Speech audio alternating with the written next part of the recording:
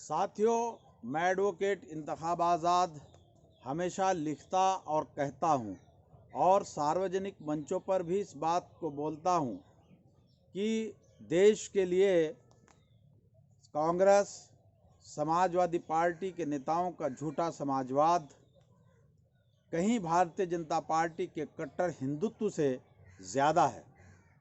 अभी अगर हम सहारनपुर के संबंध में बात करें, यहाँ पर अभी एक चुनाव हुआ जिसका परिणाम एक रात घोषित हो गया था और दूसरा आज संभवतः हो जाएगा।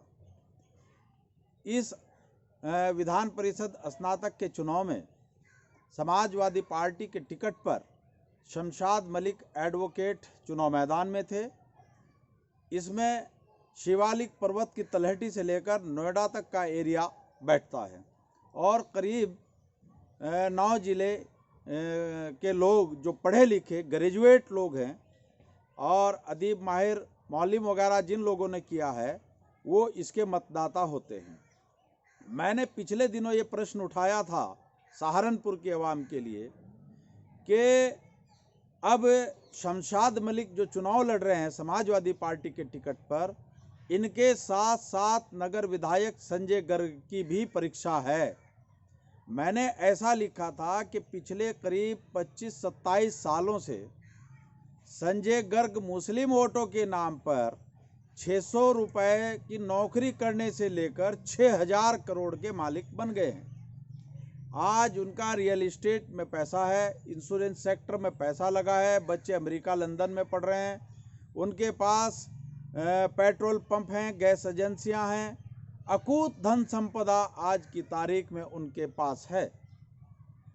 मैंने प्रश्न उठाया था कि गंगा जमुनी तहजीब के अलंबरदार, साझा संस्कृति और साझा विरासत की बातें मंचों पर करने वाले संजय गर्ग की परीक्षा इसलिए है कि वो शमशाद मलिक को सहारनपुर से कितने वोट हिंदू दिलवाते हैं, क्योंकि संजय गर्ग जिन मतदाताओं के मत पर सदन के अंदर गए हैं और जाते हैं वो उनमें 95% मतदाता मुस्लिम हैं, मुसलमान ही उनको चुनते हैं। अब ऐसे में क्या संजय गर्ग की जिम्मेदारी नहीं बनती कि वो शमशाद मलिक को भी अपना हिंदू वोट दिलवाएं? हमारे पास जो जानकारी है उस जानकारी के मुताबिक इसका हम खुलासा 2-4 रोज में जब बूथ वाइज परिणाम आ जाएंगे उसमें हम करेंगे। लेकिन हमारी जानकारी के मुताबिक जो फिलहाल हमारे पास है उसके मुताबिक संजय गर्ग ने हिंदू वोट शमशाद मलिक को नहीं दिलवाया। अगर संजय गर्ग 27 साल वोट लेके विधायक बनकर अकूत धन संपदा का मालिक बनकर एक विधान परिषद स्नातक के चुनाव में शमशाद मलिक को अपना वोट नहीं दिलवा सकते, अपना हिंदू वोट नहीं दिलवा सकते, तो फिर मुसलमानों को भी सोचना होगा कि वो इसको क्यों ढो रहे हैं।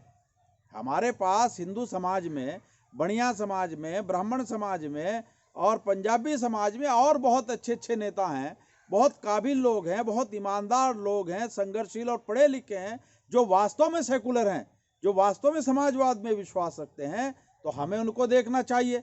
एक ही आदमी को बार बार ढोना, बार बार उसको आजमाना, ये तो इंसानियत और दुनिया के सारे धर्मशास्त्र कहते हैं कि एक ही आदमी को बार बार आजमाना ये महामूर्खता है। तो मैं मुसलमानों से एडवोकेट इंतखाब आज़ाद आह्वान करूंगा कि स्नातक विधान परिषद के जो परिणाम घोषित हो जाएंगे, हम बूथ वाइज उसकी समीक्षा करके सहारनपुर से आपको बताएंगे। यदि संजय गर्ग के हिंदू वोट शमशाद मलिक को नहीं मिलते तो हमें भी निर्णय लेना होगा कि हम भी भविष्य में इनका बायकॉट करें। और हमारे पास हिंदू समाज में जो और योग्य सम्माननीय नेता हैं, और बहुत सारे नेता हैं हमारे पास, बनियों में, ब्राह्मणों में, पंजाबियों में, एससी समाज के अंदर, तो हम उसको उसके अंदर अपनी राजनीतिक आस्था तलाश कर करके उसको जो है आगे बढ़ा सकते हैं। एक ही आदमी को बढ़ाने का हमारे ऊपर ठेका नहीं है, ऐसा मैंने कहा था।